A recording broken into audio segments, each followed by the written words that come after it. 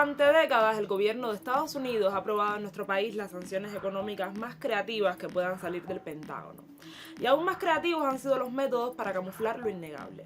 Lo innegable es que mi generación ha sido una de las tantas que nació bajo asedio y no ha podido comprobar cuál sería el potencial de esta isla sin bloqueo. Cambiarle el nombre o ignorar la situación no disminuye los daños que Cuba ha denunciado y tendremos que seguir denunciando porque la única arma que tenemos contra la injusticia es nuestra voz y la verdad. En nuestro pase de lista de hoy estaremos viendo algunos de los lodos que traen aquellos polvos y otras cositas que nos hemos encontrado en las redes estos días. Así que no se mueva de la silla porque esto es Con Filo. Un espacio para mostrar con todos sus matices las noticias, los hechos, las matrices de opinión que circulan en los medios y en las redes sobre la realidad cubana. Vamos a rasgar la costura de la manipulación mediática y adentrarnos en la arista filosa de los acontecimientos.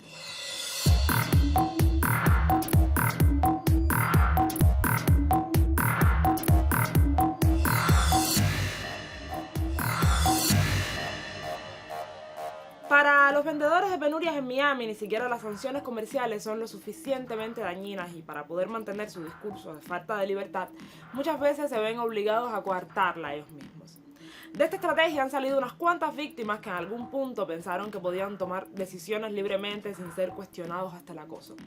El último fue el Micha con la entrevista polémica que pusimos la semana pasada y que revolvió las redes, como sucede por allá, cada vez que un artista no va en sintonía con las voces verdaderamente cantantes.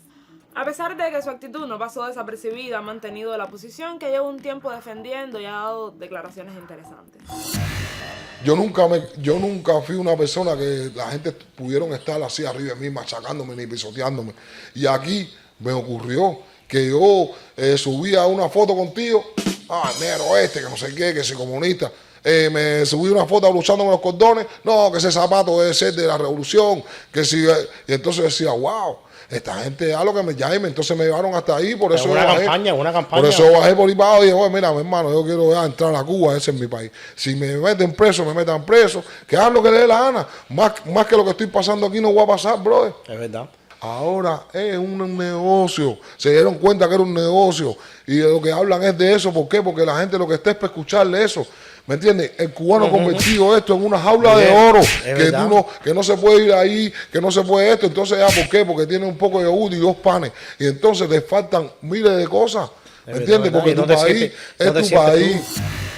Mantener a Cuba aislada para quejarse después de lo aislada que está Cuba es una idea demasiado macabra y redonda como para que se le ocurriera a alguno de los influencers que viven de ella.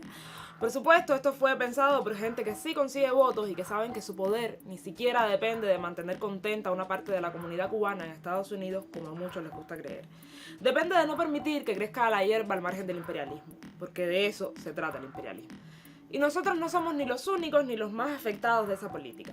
Un ejemplo es que a casi un año de este último genocidio al pueblo palestino, el conflicto se ha extendido finalmente hasta el Líbano, dejando casi 500 víctimas fatales. La comunidad internacional clama a Israel que detenga su ataque contra Líbano. En menos de 24 horas ha matado a 500 personas, 35 de ellas son niños. Hay más de 1.600 heridos. Miles de familias están huyendo ya en busca de un lugar seguro. Esta misma madrugada, Hezbollah ha respondido atacando bases militares y depósitos de armas israelíes. En estos momentos no hay noticias de víctimas. Pay attention to the message and warning. Prestad atención a los mensajes, dice el portavoz del ejército israelí. Se dirige a las 80.000 personas que han recibido alertas en sus teléfonos para que abandonen sus hogares. Una estrategia parecida a la que Israel ha usado durante casi un año de guerra en Gaza. A los avisos le han seguido los bombardeos. Una oleada inédita, con cientos de muertos, entre ellos decenas de niños y miles de heridos. Casi los mismos en un día que en los últimos 11 meses de fuego cruzado entre Israel y Hezbollah. La mayoría han sido ataques selectivos, dice Israel, para destruir bases de la milicia en el sur, pero que por segunda vez han llegado hasta Beirut, la capital, muy lejos de la frontera.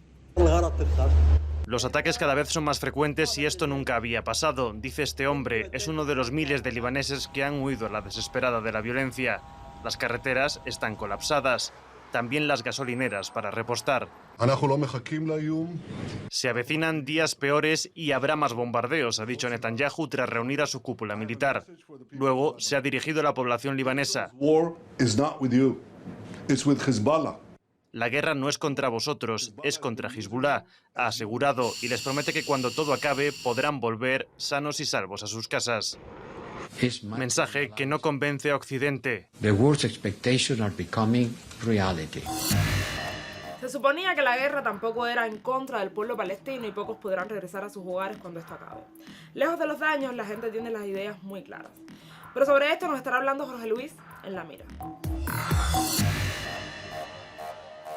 El pasado 21 de septiembre recibimos el Día Mundial de la Paz, tras 43 años como fecha común para conmemorar y fortalecer los ideales de paz, tanto dentro de cada nación y cada pueblo como entre ellos.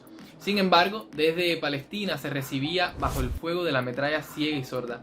Se recibía bajo la pérdida que no tiene sentido, sino en la memoria de quienes la sufren.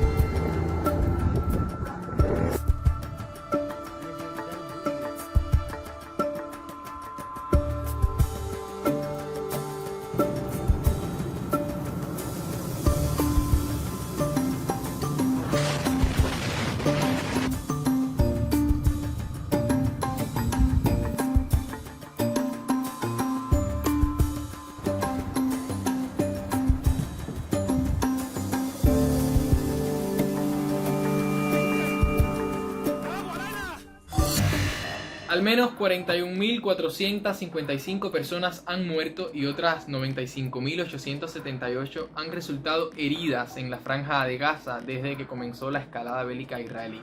Las autoridades estiman que aproximadamente unos 10.000 cuerpos continúan desaparecidos bajo los escombros.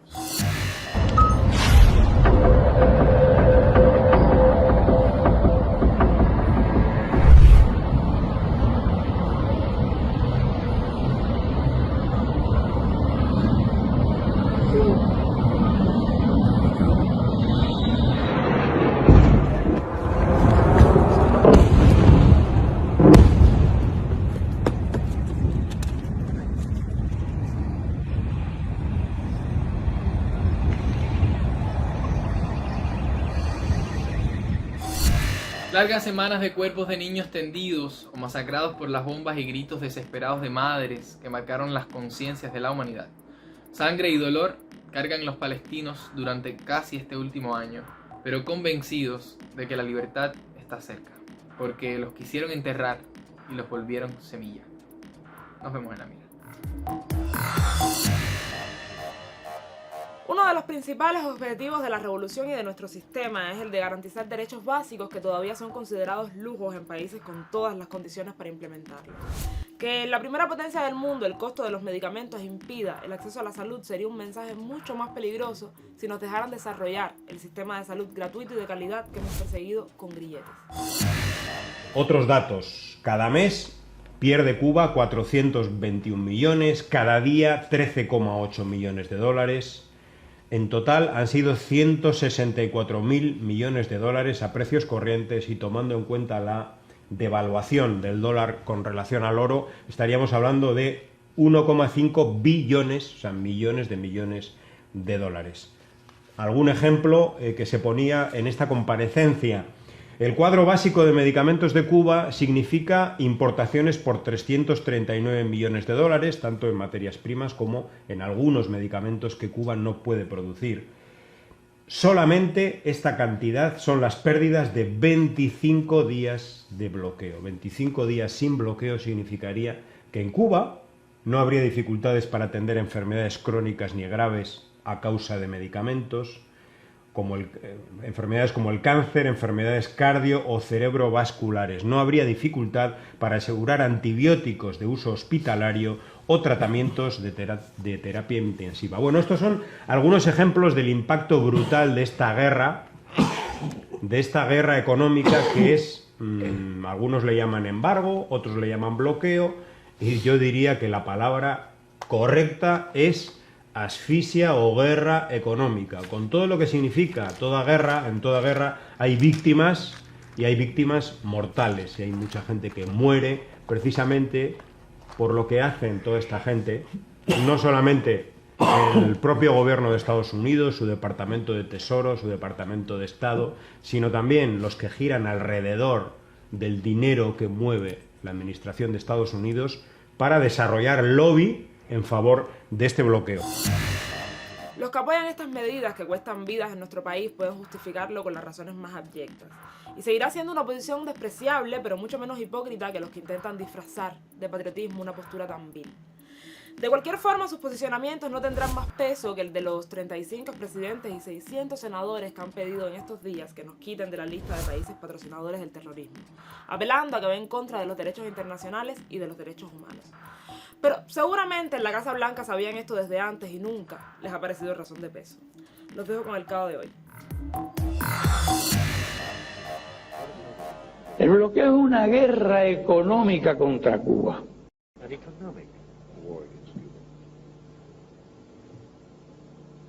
Guerra económica. Es la persecución tenaz, constante de toda gestión económica de Cuba en cualquier parte del mundo. Estados Unidos trabaja activamente a través de sus canales diplomáticos, a través de sus embajadas, para presionar a cualquier país que quiera comerciar con Cuba. Para presionar a cualquier empresa que desee comerciar o invertir en Cuba. Para presionar y castigar cualquier barco que transporte mercancías a Cuba.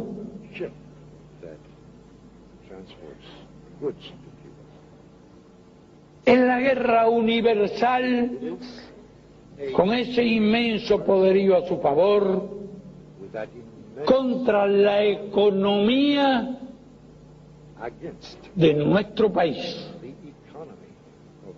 al extremo de realizar gestiones individuales, incluso con personas, con individuos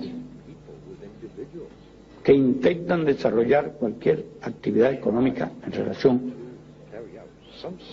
con nuestro país. Ellos le llaman eufemísticamente embargo. Nosotros le llamamos bloqueo. Y no es embargo ni bloqueo. Es guerra. Así terminamos esta emisión, no queda tiempo para más, pero volveremos dentro de poco a la pantalla. Síganos en nuestras redes sociales, que por ahí ultimamos esos detalles y a cada rato cada una directa. Lo que sí seguro es que tenemos cita para la próxima semana, así que mientras tanto, manténgase con filo. Chao.